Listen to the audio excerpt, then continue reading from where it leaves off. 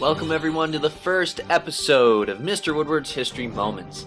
These episodes will explore the historical events and people that we learn about in class. Today's episode is an interview that takes place July 6th, 1776, with the famous revolutionary John Adams. Born just outside of Boston, Massachusetts, Mr. Adams has been one of the loudest supporters of revolution in the British colonies. And just 4 days ago, on July 2nd, 1776, he saw the Resolution for Independence passed in the Continental Congress. We have John Adams with us today on the phone. Welcome to the show, Mr. Adams. Thank you for having me. So we have had events in Boston over the past decade that seem to show that the colonists are a bit unhappy. Is this fair to say? Yes. Boston is where the revolution started.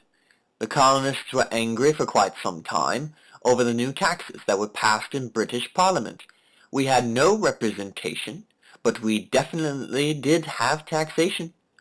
Up north in Boston, Massachusetts is absolutely where the revolution began. Here's where we take a break in our interview. What you'll need to do now is answer this question. Where does John Adams believe the revolution started?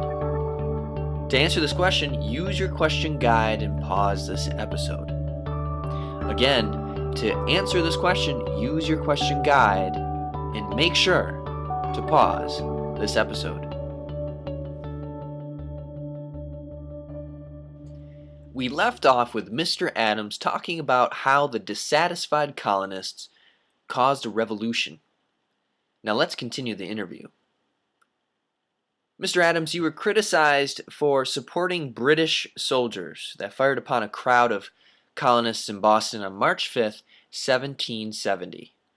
What was the Boston Massacre like for you? If we look at the evidence, the British soldiers were antagonized by colonists who were clearly upset about the presence of British soldiers in Boston. The Quartering Act forced colonists to house British soldiers and to feed them. Plus, living in a city like Boston and having soldiers continually patrolling and keeping watch of you made colonists upset as well. But the colonists, according to eyewitness accounts, threw large snowy ice balls and rocks at the soldiers.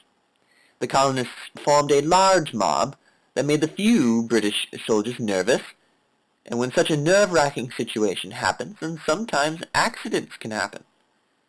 And a British soldier's gun went off, which led the other soldiers to fire as well. I had to defend the soldiers rather than give in to the demands for a revolution, because it was the right thing to do. I have supported the revolution more than anyone, but I don't support extreme violence to accomplish it. Here's where we take a break in our interview. What you'll need to do now is answer this question. Does John Adams believe it was entirely the fault of the British soldiers in the Boston Massacre? Why or why not? To answer this question, use your question guide and pause this episode. Again, to answer this question, use your question guide and make sure to pause this episode.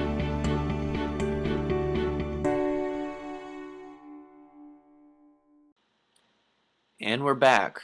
Mr. Adams, what was it like to see the Resolution of Independence passed just 4 days ago on July 2nd, 1776? It was thrilling and yet scary. We knew in the Continental Congress that the British were putting our names on a list to be hanged. According to them, the British, this was a treasonous act that completely went against King George III and Parliament.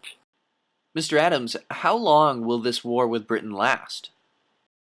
The war will last as long as it needs to in order for us to become an independent country.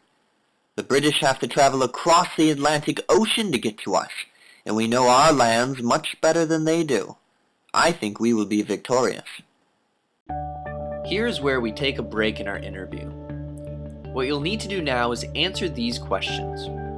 What were the feelings of John Adams about declaring independence? And, according to Mr. Adams, what are the colonists' advantage over the British during the war? To answer these questions, use your question guide and pause this episode. Again, to answer these questions, use your question guide and make sure to pause this.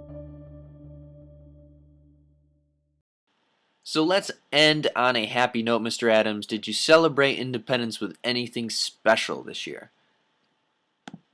Oh yes, a few of us from the Continental Congress got together to celebrate with delicious foods and drinks.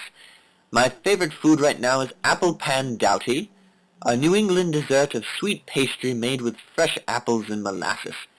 Quite lovely. It was the perfect sweet dessert for such a sweet celebration. Ha, wonderful. Thank you again, Mr. Adams, for being with us today. My pleasure. So that wraps up our first episode with John Adams. We hope you enjoyed being with us today. We will have another episode released shortly. Have a great day, history fans.